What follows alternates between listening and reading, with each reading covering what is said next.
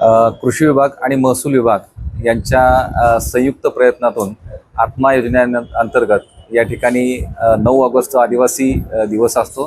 त्या निमित्तानं या ठिकाणी रानभाज्या महोत्सवाचं आयोजन केलेलं आहे. माझे सहकारी कुलाळ साहेब, उपविभागीय कृषी अधिकारी हे सुद्धा आज या ठिकाणी आलेले आहेत. खेड्यापाड्यातून आलेले आदिवासी बांधव, शेतकरी बांधव यांनी आपल्या भाज्या या ठिकाणी विक्रीसाठी आणलेल्या आहेत.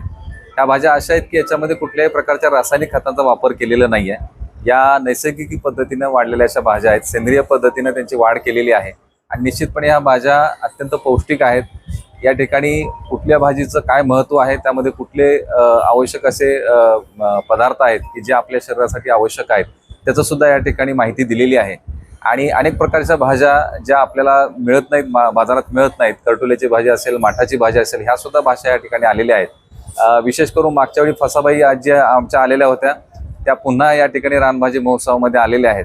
आणि मागच्या वेळेचा अनुभव असा की 1 तासामध्ये या ठिकाणी ज्या सगळ्या भाज्या होत्या त्या भाज्या लोकांनी घेतल्या होत्या. कारण शहरी भागामध्ये अशा पद्धतीनं रासायनिक विहिरीत भाज्या मिळत नाहीत. त्या भाज्या आज या रानभाजी महोत्सवाच्या माध्यमातून या ठिकाणी आपल्याला मिळणार आहेत. आणि जे आपले खेड्यातले बांधव आहेत त्यांना सुद्धा या माध्यमातून एक मार्केट या ठिकाणी मिळणार आहे. अशा पद्धतीनं एक चांगला उपक्रम कृषी विभाग आणि महसूल विभागाच्या माध्यमातून या ठिकाणी राबवण्यात आलेला आहे. सर्वांनी याचा लाभ घ्यावा.